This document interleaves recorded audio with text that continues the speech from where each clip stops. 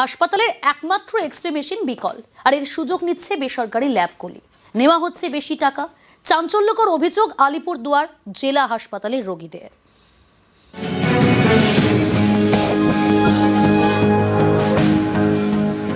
আলিপুরদুয়ার জেলা হাসপাতাল, সরকারি এই হাসপাতাল হাজার হাজার রোগীর প্রতিদিনের বড় ভরসা। এমন একটি হাসপাতালে একটি মাত্র এক্স-রে মেশিন।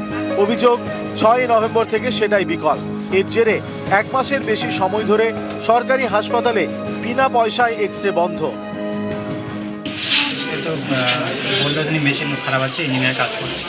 এখন কি করবেন? এখন কি করবো? এখন তো কোথায় ওরা বাইরে করাতে হবে। বাইরে টাকা পয়সা তো খুব সমস্যা, এখন তো এখানে করছে না। দেখি কি করা যায়।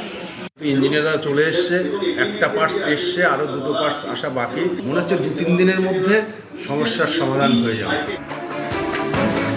রোগী পরিবারের দাবি, বাইরে থেকে টাকা দিয়ে এক্স-রে করাতে হচ্ছে। অভিযোগ, এর সুযোগে হাসপাতাল লাগোয়া বেসরকারি ল্যাবগুলি বেশি টাকা নিচ্ছে। 1 মাস ধরে বন্ধ, অসুবিধা হইতেছে। বাইরে বললে টাকাটা বেশি যায়, আর একটু কম খরচা হয়। বাইরে কি হয়? বাইরে গেলে খরচাটা বেশি হয়।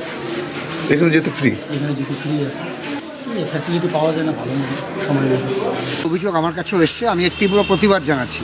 এই ধরনের বেসরকারি এক্স-রে যে যাদের আছে সেন্টার, এবং এমনকি কিছু স্বেচ্ছাসেবী সংগঠনও আছে, আমাদের কাছে অভিযোগ এসছে তারা এই অসহায় পরিস্থিতির সুযোগ নিচ্ছেন এবং রাতারাতি নাকি এক্স-রে মেশিনের চার্জ বাড়িয়ে দেওয়া হয়েছে।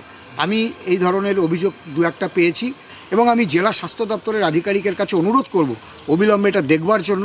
এরকমভাবে অতিরিক্ত টাকা আদায় করা হয় এক্স-রের নাম করে, তাহলে কিন্তু এটা অবিলম্বে বন্ধ হওয়া উচিত। যদি কোনো নির্দিষ্ট নামে অভিযোগ আসে, আমি প্রয়োজনে সেই সেন্টারটাও ভিজিট করে আমি যথোপযুক্ত অভিযোগ জানাতে আমি প্রস্তুত আছি। আলিপুরদুয়ার থেকে রাজকুমার কর্মকার, নিউজ 18 বাংলা।